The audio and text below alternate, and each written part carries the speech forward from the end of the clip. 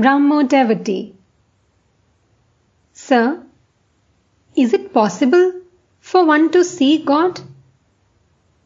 If so, why can't we see Him? Master. Yes, He can surely be seen. One can see His forms and His formless aspect as well. How can I explain that to you? Brahmo devotee. What are the means by which one can see God? Master. Can you weep for Him with intense longing of heart? Men shed a jug full of tears for the sake of their children, for their wives, or for money. But who weeps for God? So long as the child remains engrossed with toys, the mother looks after her cooking and other household duties.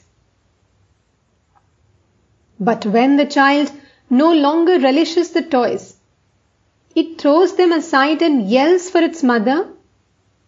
Then the mother takes the rice pot down from the hearth, runs in haste, and takes the child in her arms.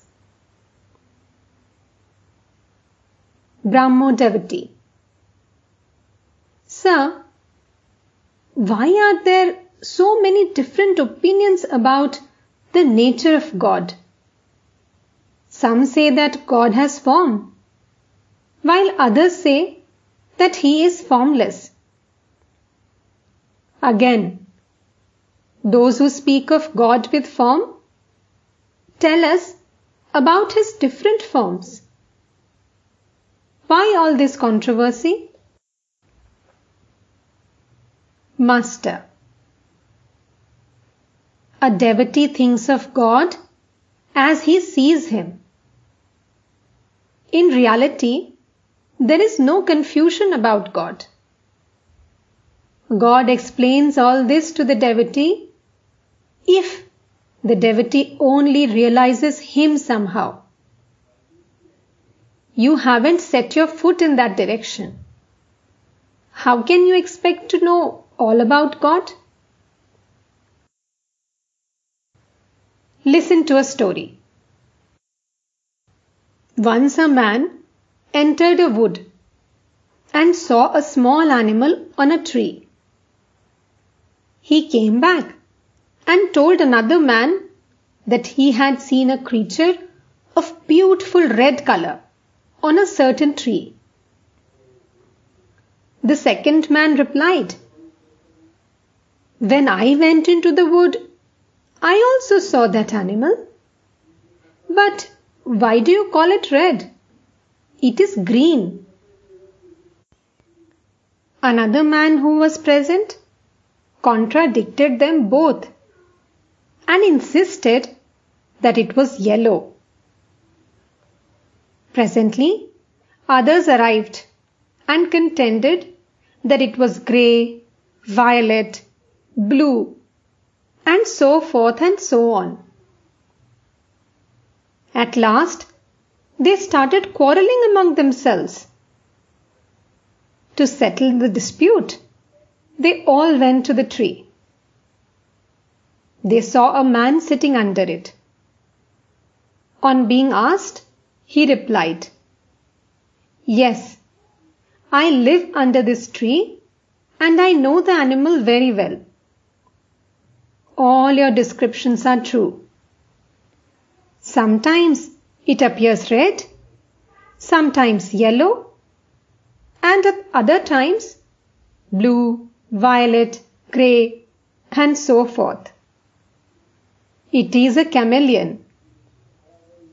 And sometimes it has no color at all. Now it has color, and now it has none." In like manner, one who constantly thinks of God can know His real nature. He alone knows that God reveals himself to seekers in various forms and aspects. God has attributes. Then again, he has none.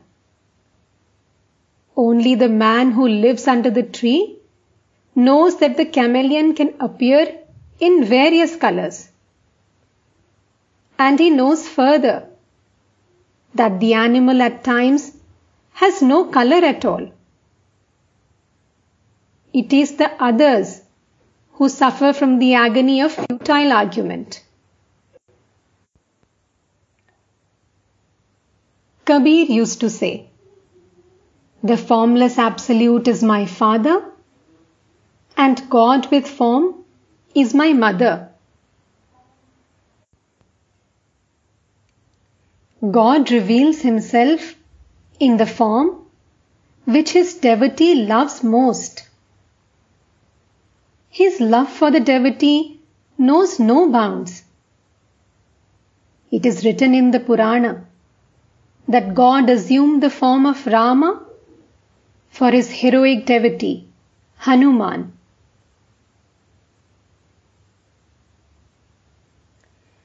The forms and aspects of God disappear when one discriminates in accordance with the Vedanta philosophy.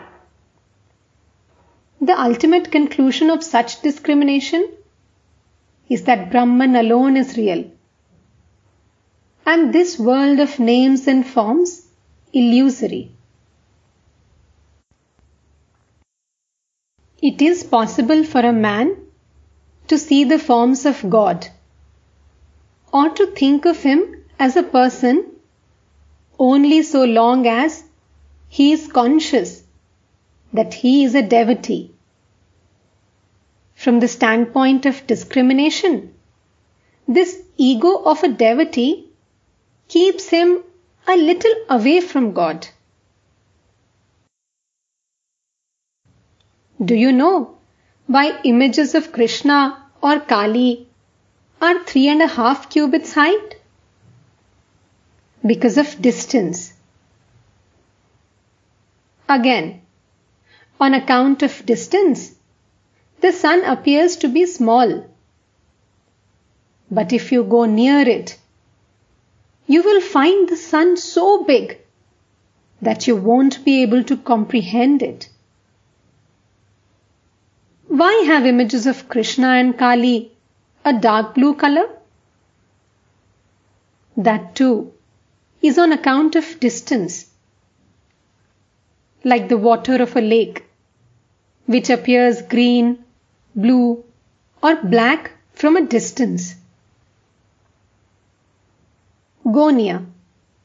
Take the water in the palm of your hand, and you will find that it has no color. The sky also appears blue from a distance. Go near, and you will see that it has no color at all. Therefore, I say that in the light of Vedantic reasoning, Brahman has no attributes. The real nature of Brahman cannot be described. But so long as your individuality is real, the world also is real. And equally real are the different forms of God, and the feeling that God is a person. Yours is the path of bhakti. That is very good. It is an easy path. Who can fully know the infinite God? And what need is there of knowing the infinite?